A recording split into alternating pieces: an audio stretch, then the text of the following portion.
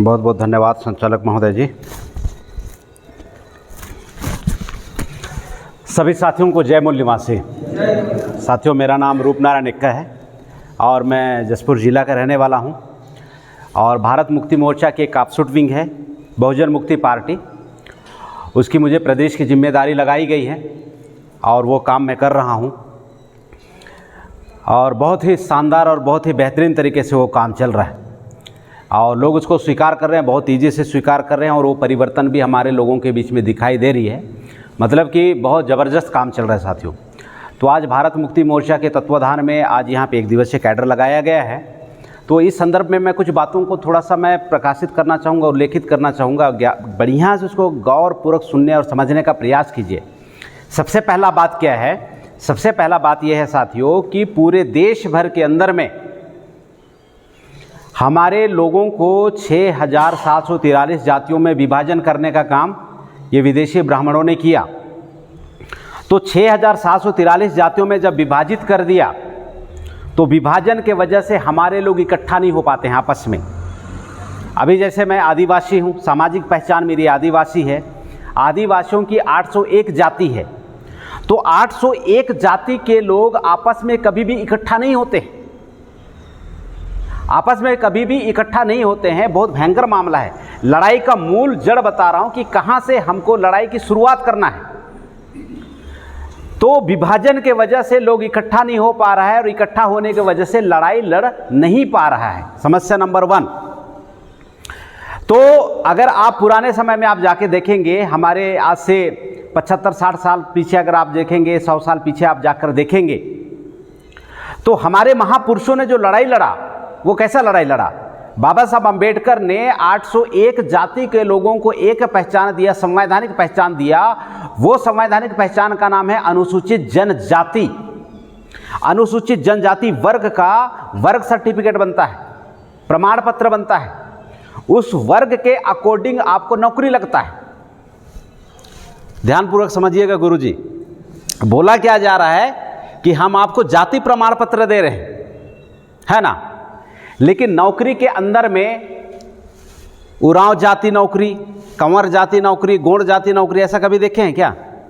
प्रचार में क्या बोल रहे हैं? जाति प्रमाण पत्र दे रहे हैं, है ना, जाति प्रमाण पत्र दे रहे हैं, ऐसा बार बार आपको प्रचार में बोला जा रहा है। लेकिन नौकरी में वैकेंसी निकलता है तो उरांव जाति के रूप में वैकेंसी निकलता है कि कंवर जाति के रूप में वैकेंसी निकलता है? अनुसूचित जनजाति वर्ग से निकलता है नौकरी। प्रमाण पत्र सरकार आपको वर्ग का दे रहा है, प्रचार किस चीज की कर रहा है? जाति प्रमाण पत्र का। जाति की वजह से नौकरी नहीं मिल रही है। उस वर्ग के अंदर में जो 801 जाति हैं, तो वर्ग के नाम पे नौकरी निकल रहा है और उस वर्ग में 801 जाति के लोगों को स्वतंत्र रूप से उसमें नियुक्ति मिल रही है। ज्ञान का बात मिला कि नहीं मिला?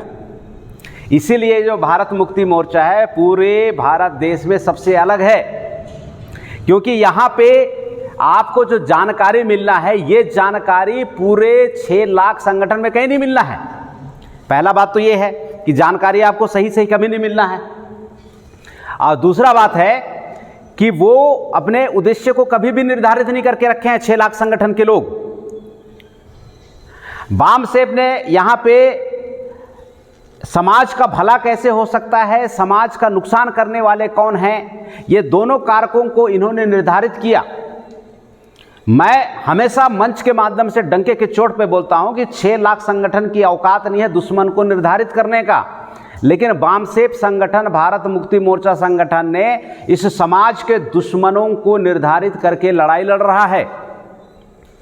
तो आज आप लोगों के बीच में इस बात को रखते हुए मैं एक अपील करना चाहता हूं। अपील क्या है कि हम कितना बेहतर काम कर रहे हैं ये मायने नहीं रखता है। यहां पे आप लोग सुनने के बाद में इस विचारधारा को गांव-गांव में पहुंचाएंगे, ये ज्यादा मायने रखता है, क्योंकि हमारा जो लक्ष्य है भारत मुक्ति मोर्चा का 6 लाख गांव में इस विचारधारा को पहुंचाना है। और 6 लाख गांव में जब ये विचारधारा पहुंचेगा तो हमारे भारत देश में एक सामाजिक क्रांति का उदय होगा। और वो सामाजिक क्रांति है साथियों, कानून के आधार पे, संविधान के आधार पे समाज में भाईचारा, समानता, स्वतंत्रता, बंधुत्व का निर्माण करना, समाज में निर्माण करना और राष्ट्र में निर्माण करना, तो ये महान उद्देश्य है। तो पूरे भारत देश में जितने भी जो एसटी, एससी, ओबीसी माइनॉरिटी के लोग हैं, इन तमाम लोगों को भारत मुक्ति मोर्चा में जुड़ने के अलावा, इस संगठन को समर्थन देने के अलावा कोई विकल्प नहीं है। आप इस संगठन को छोड़ के दूसरे संगठन में जाओगे, आपके समाज का दुश्मन का पता ही नहीं चलेगा। हर जिला के अंदर में बड़ा बड़ा विरोध कार्यक्रम होगा, तो उस घटना का विरोध होता है, उस घटना को अंजाम देने वाले दुश्मनों का नाम तक नहीं आता है। तो अगर आपको पता ही नहीं चलेगा कि दुश्मन कौन है, तो लड़ोगे किससे? हमारे लोग बहुत जोश खरोश में अक्सर नारा लगाते हैं कि हम लड़ेंगे, तो फिर पब्लिक बोलती हम जीतेंगे, लेकिन किससे लड़ना है आज तक ना वो संगठन निर्धारित किया, ना 6 लाख संगठन के लोग निर्धारित किए, तो लड़ना किससे पता ही नहीं। अभी जैसे हम लोग का सोशल मीडिया में बहुत वीडियो वायरल होता है, बहुत सारे लोग देखते हैं, तो बहुत सारे लोग उसमें कमेंट पास करता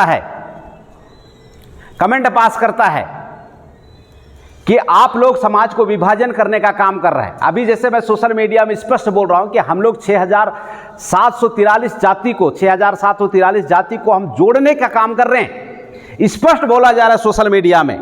कमेंट सामने तरफ से क्या आ रहा है कि तुम समाज को विभाजित करने का काम कर रहे हो। अरे भाई, हम जोड़ने का काम कर रहे हैं। हम 801 जाति के आदिवासियों को जोड़ने का काम कर रहे हैं, क्योंकि जातियों के विभाजन के वजह से जो समाज की समस्या है, वो समस्या खत्म नहीं हो रही है। और जातियों के विभाजन होने से, अलग अलग संगठन जातियों का बनाने की वजह से, दुश्मन निर्धारित नहीं होने की वजह से पहचान में नहीं आ रहा कि लड़ना किससे है।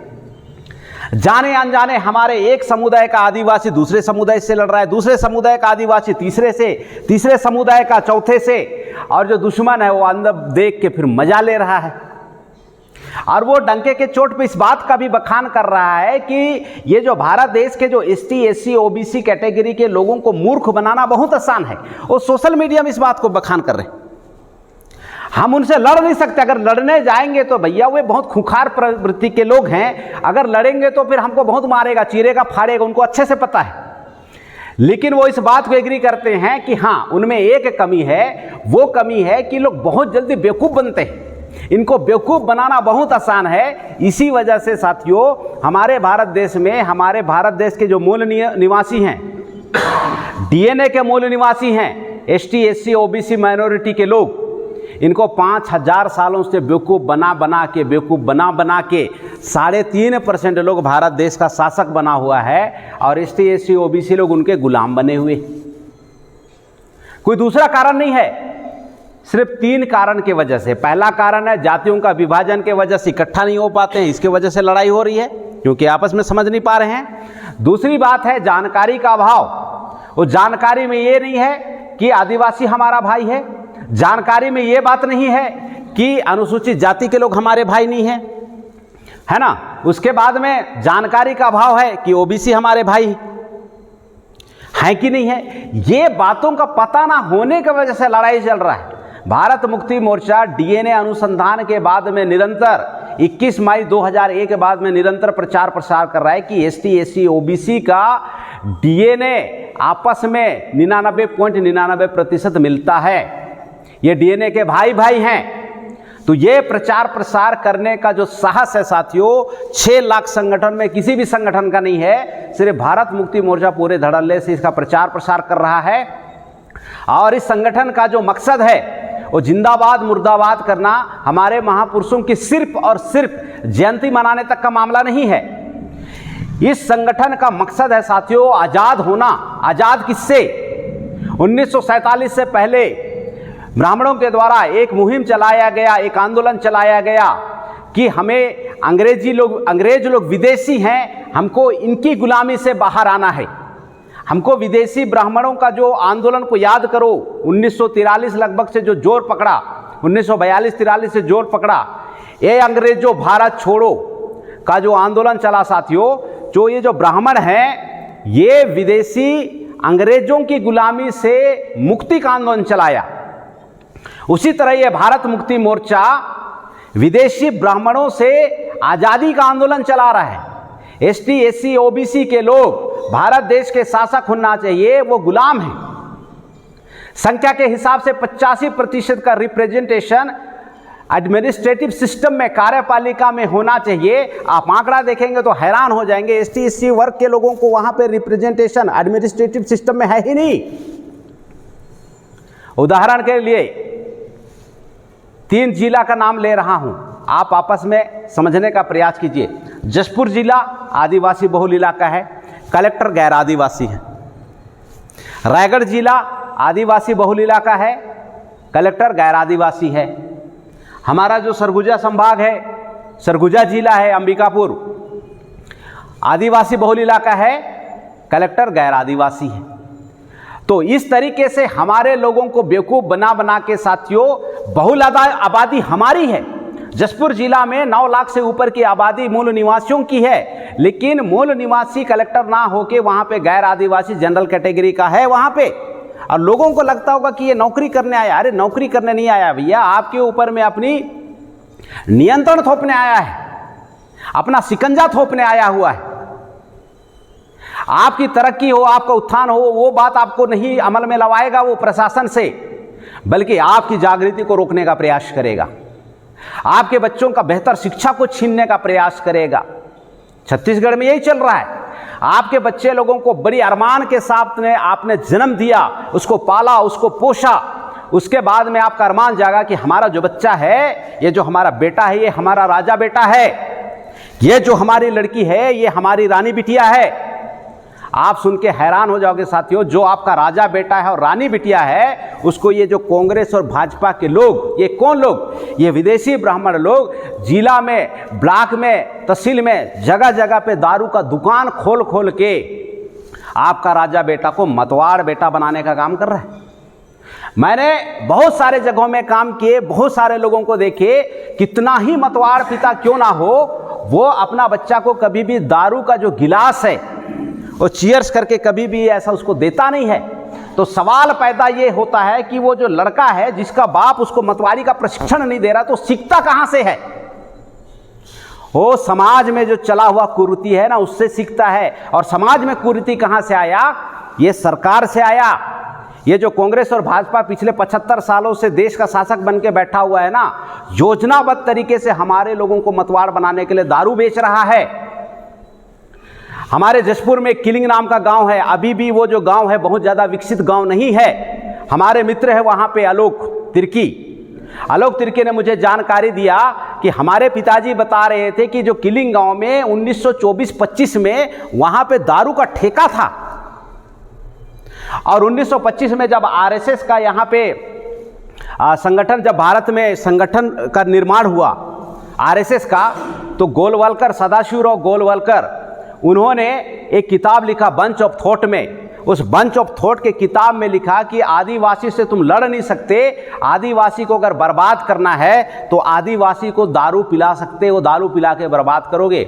और उसी नीति नियमों को इस्तेमाल करते हुए 1925 किलिंग गांव, आज भी आप जाएंगे ना तो उस गांव में आप मूलभूत सुविधाओं की कितनी कमी है, लेकिन आप सुन के हैरान हो जाओगे 1925 में दारू बिकता था। हमारे लोगों को मतवार बनाने का जो षड्यंत्र है कितने सालों से चल रहा है, और जो आदमी इन्हीं टाइम मता रहेगा दिमाग क्या लगाएगा भाई? और जो आदमी दारू पी पी के कमजोर हो चुका रहेगा वो लड़ेगा क्या? तो इतना भयंकर षड्यंत्र चल रहा है। इन सभी षड्यंत्रों से बाहर निकलने का सिर्फ एक उपाय साथियों, भारत मुक्ति मोर्चा के संगठन में आप लोग आए हुए हैं, बढ़िया से शिक्षा ग्रहण कीजिए, बढ़िया से प्रशिक्षण ग्रहण कीजिए। आपको वक्ता बनना है, आपको ट्रेनर बनना है। हम जितनी बातें आप लोगों के सामने बोल पा रहे हैं, यही बातें, इससे और बेहतर बातें, कम बातें मैंने नहीं रखता है। आपको जाके पूरे 6 लाख गांव में फैलाना है। छत्तीसगढ़ में जितना गांव उतना तक आपको फैलाना है। बाकी जो अन्य राज्यों का है, वो अन्य राज्य के हमारे जो साथी हैं काम कर रहे हैं, उन लोगों को फैलाना है। तो इस तरह के साथियों, विदेशी ब्राह्मण ने हमको सामाजिक रूप से बर्बाद किया, हम लोग को शैक्षिक रूप से बर्बाद किया, हम लोग को राजनीतिक दास्ता और गुलामी थोपा। तो इन सभी चीज़ों से आज़ाद होने का समय अभी आ चुका है। आप लोगों को बेहतर तरीके से सीखना है, और सीखने के साथ में साथियों आप लोगों को प्रचारक बनना है। आपके बाजू के गांव के लोग अगर भारत मुक्ति मोर्चा को नहीं जानते हैं, बामसेब को नहीं जानते हैं, तो छी है हमारी ज़िंदगी के ऊपर कि हमारे पड़ोस के गांव लोग नहीं जानते हैं। सही बात बोल रहा हूँ ना सर? अगर हमारे सुनने के बाद में हमारे पड़ोसी का गांव अगर नहीं जान रहा है कि इन तमाम समस्याओं से उबरने के लिए एक विकल्प है और वो भारत मुक्ति मोर्चा का नाम अगर नहीं जान रहा है, तो समस्या संगठन का नहीं है, समस्या इसके नेतृत्वकर्ता लोगों का नहीं है, समस्या आप लोगों का है, क्योंकि यहां से जाने के बाद में आपने अपनी ड्यूटी नहीं किया, आपने अपनी ड्यूटी नहीं किया, आपने उनको नहीं बताया। और बात बताने के लिए कोई प्रशिक्षण, बहुत ज़्यादा बोलने जानने की ज़रूरत नहीं है, तो बोलते चालते बोल सकते हैं ना। जैसे हम लोग अपनी गांव के बातें बोलते हैं, जैसे बात करते हैं ऐसा ऐसा हुआ, वैसा वैसा, ऐसा वैसा, इसको थोड़ा देखो, इसको थोड़ा सुनो, यूट्यूब में वामन मेश्राम का वीडियो देखो, बस हो गया प्रचार प्रसार। यही करते करते साथियों, बिना किसी का खून बहाए, बिना किसी का खून बहाए, खून तो बहुत कीमती होता है, बिना किसी का पसीना बहाए हम लोग आज़ाद हो सकते हैं। 20 करोड़ लोगों का समर्थन हमें चाहिए। 2019 का आंकड़ा है सरकार बनाने का, ये आंकड़ा है 11 करोड़ लोगों के समर्थन से 2019 में सेंट्रल गवर्नमेंट की सरकार बनी। इतना समर्थन से हम लोग मूल निवासियों की सरकार बना सकते हैं, नंबर 1 विकल्प। और दूसरा विकल्प है कि अगर ईवीएम का जो झोल झपाटा भी जो चला रहे हैं ये लोग, ईवीएम का जो झोल झपाटा चला रहे हैं, अगर ईवीएम का ही रहेगा तो हमारे पास में जन आंदोलन का विकल्प है। 20 करोड़ लोगों को साथियों हाईवे में, रेलवे ट्रैक पे, एरोप्लेन ट्रैक के अंदर में, बाजार हाट में, शहर के अंदर में बैठना है और कुछ नहीं करना है, बड़े आराम से चने मूंगफली खाना है, पूरा भारत ठप। एक विशेष बात बता रहा हूं, जो भारत बंद कर सकता है वो भारत चला भी सकता है। क्या कर सकता है? जो भारत बंद कर सकता है वो भारत चला भी सकता है। तो हम लोग अभी बंद करने के दिशा में बहुत मजबूत हो चुके हैं। जब भी हम घोषणा करेंगे छत्तीसगढ़ बंद करना है, भारत बंद करना है, भारत बंद हो जाएगा। और यकीन मानिए, जो विपक्ष में होता है वही देर सवेर पक्ष में आता है। आज कांग्रेस और भाजपा पक्ष में काम कर रहे हैं। आप लोगों को लग रहा है कांग्रेस विपक्ष में है, नहीं। कांग्रेस, भाजपा ये विदेशी ब्राह्मणों की पार्टी है, ये अलग अलग नहीं है, एक ही है। अलग कौन है? भारत मुक्ति मोर्चा है। वो दोनों मिलके पक्ष का काम कर रहे हैं और पूरे देश में मूल निवासियों को जागृत करने का काम विपक्ष के रूप में, मजबूत विपक्ष के रूप में भारत मुक्ति मोर्चा कर रहा है। साथियों, आप लोगों को पूरे गांव में एक आदमी ना छूटे, इतने लोगों को जोड़ने की जरूरत है। 100 करोड़ लोगों तक इस बात को पहुंचा दो साथियों, भारत में जो सामाजिक क्रांति है स्वतः हो जाएगा, शांतिपूर्ण तरीके से, संवैधानिक दायरे में। सबसे बड़ा राष्ट्रवादी वो है साथियों जो विदेशियों का खुल के विरोध करे, ये सबसे बड़ा राष्ट्रवादी है। ये भारतीय कानून में भी है और अंतर्राष्ट्रीय कानून में भी है। अंतर्राष्ट्रीय कानून में क्या है कि कोई भी विदेशी आज के समय में किसी भी जगह में जाके, किसी भी देश में जाके राज नहीं कर सकता है। अंतर्राष्ट्रीय कानून बोल रहा है, देश का कानून बोल रहा है कि विदेशियों को शासक बनने का अधिकार नहीं है। तो ये बात है साथियों। तो ये जो विदेशी ब्राह्मण है, आपको जातियों में विभाजित करके पॉलिटिकल पार्टी का समर्थक बन के देश का राज कर रहा है, देश में राज कर रहा है। जातियों में विभाजित किया, आदिवासियों को जातियों में विभाजित किया, अनुसूचित जातियों को जातियों में विभाजित किया, ओबीसी के लोगों को अलग अलग कर दिया, आपस में मिलने नहीं दिया। लेकिन ये जो ब्राह्मण लोग हैं, बहुत ही स्मार्ट तरीके से उन्होंने क्या किया, उन्होंने पॉलिटिकल पार्टी का समर्थक बनाया। और हमारे लोग दिमाग नहीं लगाता है, हमारे लोग दिमाग नहीं लगाता है। जो जाति जाति में बटा हुआ आदमी है वही जाके भाजपा को वोट डाल रहा है।